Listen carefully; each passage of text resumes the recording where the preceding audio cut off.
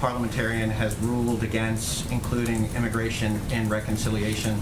And I recognize that Democrats are going to push for other avenues within reconciliation. Yep. But beyond reconciliation, what is the Biden administration's path forward for immigration? The president, as a candidate, campaigned on this issue.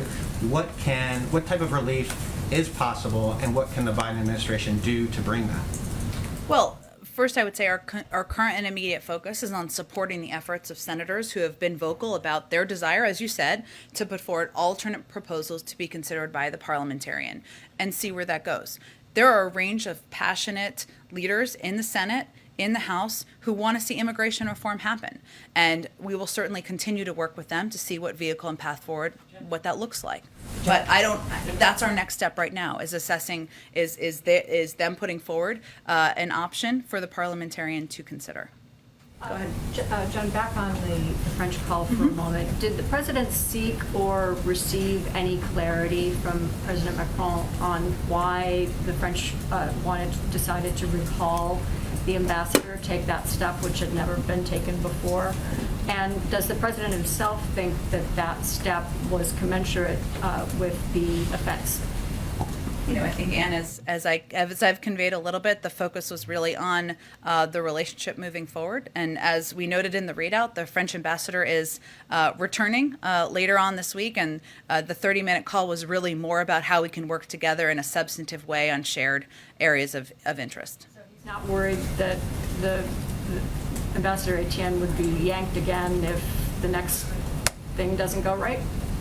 I think he's committed to working together to ensure there is a consultation moving forward, close consultation, as is evidenced by their plans for a meeting in October.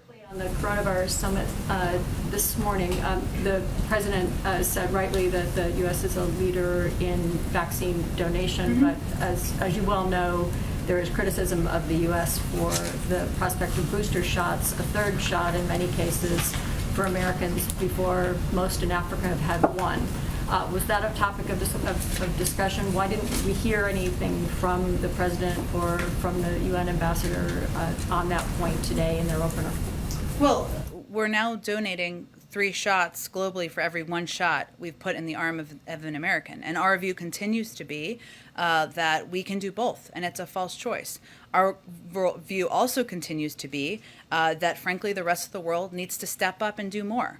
And now we're at the point where, of course, we've now committed to over 1.1 billion vaccines donated, but we're also committed to we also have a partnership with the Quad. Obviously, they're meeting later this week to produce at least 1 billion doses. Our work to boost vaccine manufacturing in South Africa is going to produce 500 million single-dose regimens in Africa for Africa, and we will continue to do more. Share doses, scale manufacturing, invest in vaccines abroad. You heard the president talk about that. But we also need the world to do more, especially developed economies that can do more to contribute to this effort to defeat the pandemic.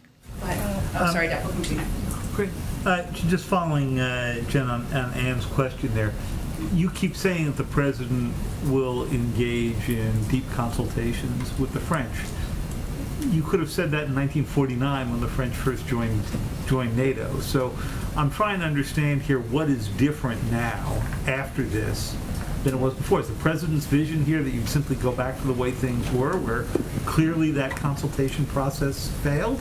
Or is the president's vision that you have a new project of some kind with the French that begins to make reparations for what they view as what they've lost? I think, David, it's more about we've had a strong relationship for many decades. Of course, yes, there's been ups and downs in that relationship, but the president's objective is that we should go back to normal, and that we should go back to a relationship where we work closely together on a range of issues facing the global community, addressing COVID, the global economy, security, the Indo-Pacific, and how we work together in those mechanisms will determine as we keep having close consultations and discussions moving forward. One question on the Quad meeting, which is coming up on Friday. So you'll have the Australians there, but then you'll also have India and Japan. Would you envision for them a similar kind of military role that you've now defined with the Australians? AUKUS, what would it become? JAUKUS? JIAUKUS? Awkward AUKUS? I don't know, something like that, yeah. Look, I think, David, that the announcement of AUKUS last week was not meant to be an indication, and I think this is a message the president also sent to to Macron, that there's no one else who will be involved in security in the Indo-Pacific. Of course, it's a topic of discussion, an important topic in conversations with the French, with a range of countries who have a direct interest in the region.